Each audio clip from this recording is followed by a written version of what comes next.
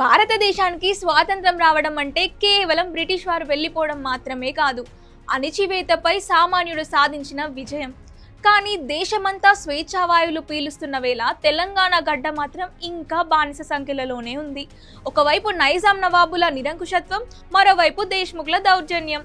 అలాంటి చీకటి రోజుల్లో ప్రాణాలకు తెగించి నిప్పు కణికల్లా మారిన పోరాట యోధులు మన తెలంగాణ వీరులు. ఈ గణతంత్ర దినోత్సవం వేళ భారత రాజ్యాంగం మనకు ప్రసాదించిన హక్కుల వెనుక ఆనాడు మన తెలంగాణ యోధులు చిందించిన నెత్తురు ఉందన్న నిజాన్ని మనం మర్చిపోకూడదు.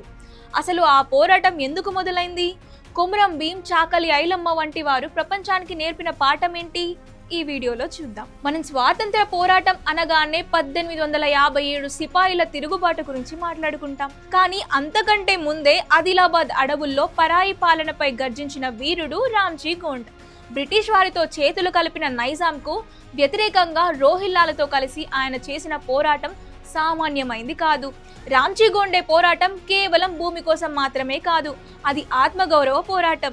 నిర్మల్ ప్రాంతంలో 1000 మంది అనుచరులతో ఆయన చేసిన యుద్ధం బ్రిటిష్ వారిని వణికించింది. చివరకు 1000 ఉరిల మర్రి సాక్షిగా ఆయన ప్రాణత్యాగం చేశారు.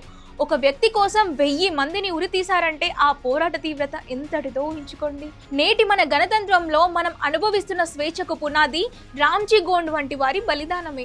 ఇక తెలంగాణ సాయుధ పోరాటంలో ఒక సామాన్య మహిళ అసామాన్య శక్తిగా మారిన కథ మన చాకలి ఐలమ్మది. నీ దొరతనం ఎంత, నీ పెత్తనం ఎంత అంటూ విసిగిపోయిన ఒక పేద తల్లి గడీల గడపలు తొక్కే దొరలకు ఎదురు తిరిగింది. ఐలమ్మ పోరాటం భూమి కోసం మొదలైంది, కానీ అది క్రమంగా పెట్టి చాకిరి విముక్తికి దారితీస్తుంది. తన భూమిని అన్యాయంగా ఆక్రమించుకోవాలని చూసిన విష్ణూరి రామచంద్రారెడ్డి అనే దేశ్ముఖ్కు ఆమె సింహస్వప్నమైంది. ఇక్కడ మనం గమనించాల్సింది ఏమిటంటే, చదువు లేకపోయినా, ఆయుధాలు లేకపోయినా న్యాయం నా వైపు ఉంది అనే నమ్మకం ఉంటే ఎంతటి వ్యవస్థనైనా ఎదురించవచ్చని ఐలమ్మ నిరూపించింది. నేడు మన రాజ్యాంగం కల్పించిన సమానత్వం అనే హక్కు కోసం ఆ రోజే ఆమె విరోచితంగా పోరాడింది. ఇక తెలంగాణ విప్లవ చరిత్రలో జల్ జంగల్ జమీన్ అనే నినాదం వినబడగానే మనకు గుర్తొచ్చే పేరు కొమురం భీం. నిజాం సైన్యం తూటాలకు ఎదురొడ్డి నిలిచిన ఆసిఫాబాద్ సింహం ఆయన. కొమురం భీం పోరాటం కేవలం అడవి బిడ్డల హక్కుల కోసమే కాదు, అది స్వయం పరిపాలన కోసం జరిగిన ఉద్యమం. జోడేఘాట్ కొండల్లో ఆయన చేసిన పోరాటం గెరిల్లా యుద్ధ తంత్రానికి ఒక పాఠం. భీం మరణించి ఉండవచ్చు, కానీ ఆయన ఇచ్చిన నినాదం నేటికి ప్రపంచవ్యాప్తంగా హక్కుల పోరాటాలకు ఊపిరిపోస్తోంది. మనం రాజ్యాంగంలోని 5వ 6వ షెడ్యూల్స్ ఆదివాసులకు కల్పించిన రక్షణల వెనుక భీం వంటి వారి ఆశయాలు దాగి ఉన్నాయి. చూసారుగా, రామ్జీ గోండ్ ధైర్యం, చాకలి ఐలమ్మ తెగువ, కొమురం భీం ఆశయం, ఇవన్నీ కలిస్తేనే నేటి స్వేచ్ఛ తెలంగాణ. రిపబ్లిక్ డే అంటే కేవలం జెండా ఎగరవేయడం మాత్రమే కాదు, మీ హక్కుల కోసం పోరాడిన వీరుల త్యాగాలను స్మరించుకోవడం.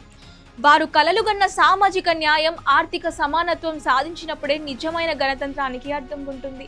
ఈ మహనీయుల చరిత్రను నేటి తరానికి తెలియజేయడం మన బాధ్యత. అందరికీ గణతంత్ర దినోత్సవ శుభాకాంక్షలు. జై హింద్, జై తెలంగాణ. అందరికీ గణతంత్ర దినోత్సవ శుభాకాంక్షలు. జై తెలంగాణ, జై భారత్.